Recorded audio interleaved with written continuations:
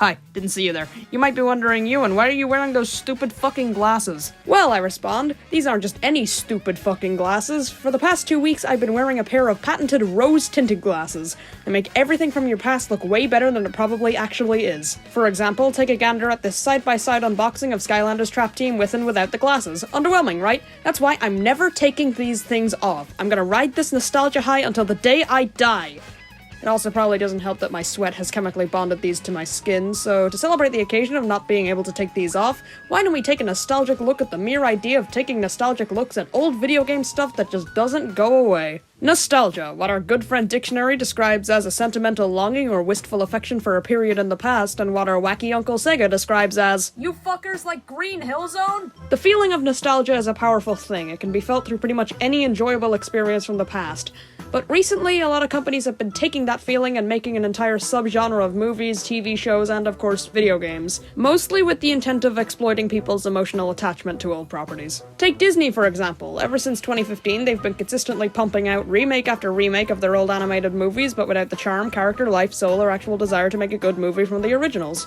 These are the worst forms of baiting people's nostalgia. With these, you're essentially paying to see the movie because you see the name and think, oh, I know that, to the sticky armrests! But it can take many forms, all of which can be seen through the video game industry lately.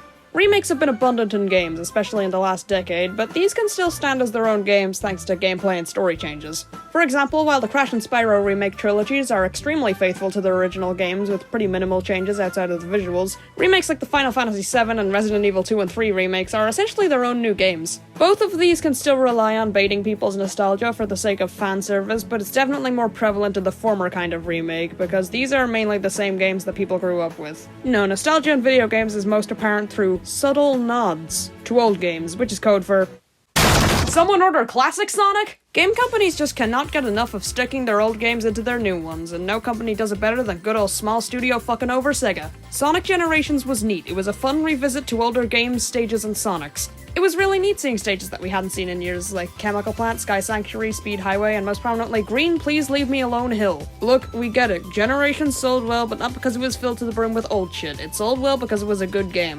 Now, because of the success of Generations, every Sonic game since then has had elements from the classic games. Generations had the aforementioned old levels and old Sonic. Lost World had a bunch of oversimplified enemy designs, another Green Hill-inspired stage, and an abundance of 2D stages. Mania was an entirely 2D game in the classic formula, with 8 out of 14 stages being old ones, 2 of which being Green Hill and Chemical Plant, both of which were featured in Generations, and both of which would be featured in Sonic Get Out of My Life Forces, which is a game with primarily 2D levels, classic Sonic again, and 9 Green Hill stages, not Green Hill inspired, 9 levels that are Green Hill by name. The Sonic series has been stuck in the pander hole for a decade now, and while 2 out of the 4 mainline games released in that time have been pretty great, the reliance on old content has made any reappearance of it completely meaningless. However, nostalgia pandering as a concept isn't exclusive to the Sonic series. If we want to see another example of how someone's attachment to old games can be manipulated to sell them something, let's just take a good, hard 90-degree rotation and look at oh fuck. The Mario series occasionally slips into the nostalgia hole, but fortunately with more subtlety.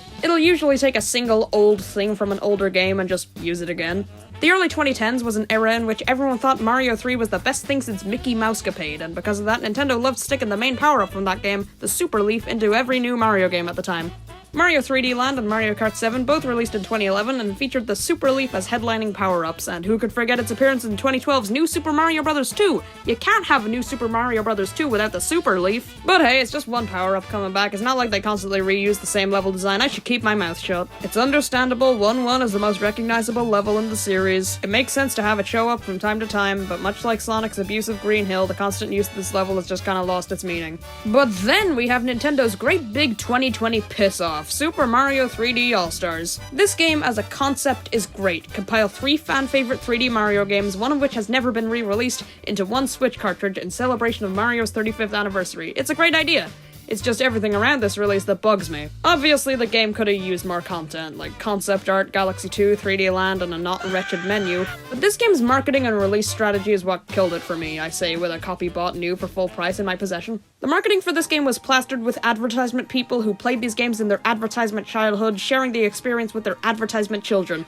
which is really sweet on the surface, but with the game's infamous limited release strategy, these ads kind of feel like Nintendo screaming at you, "You remember this, buy it!" while pointing aggressively at the March 31st, 2021 deadline. The fact that the marketing uses the idea of people's nostalgia in tandem with the March 31st fiasco makes this whole package seem pretty manipulative. Of course there's more. Pokemon can't stop sticking Generation 1 down everyone's craw, Kirby just loves using the exact same boss in every new game, Crash 4 had a bunch of music cues and level layouts pulled directly from the original trilogy.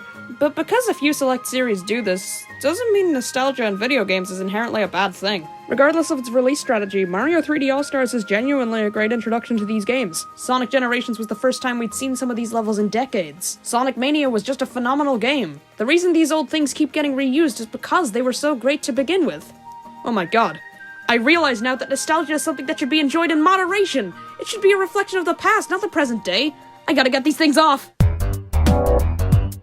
So, as it turns out, I can't get these things off without either surgery or large amounts of bloodshed, and according to everyone's trusted doctor of the internet, the only other way to reverse the effects of the glasses is to put on another pair.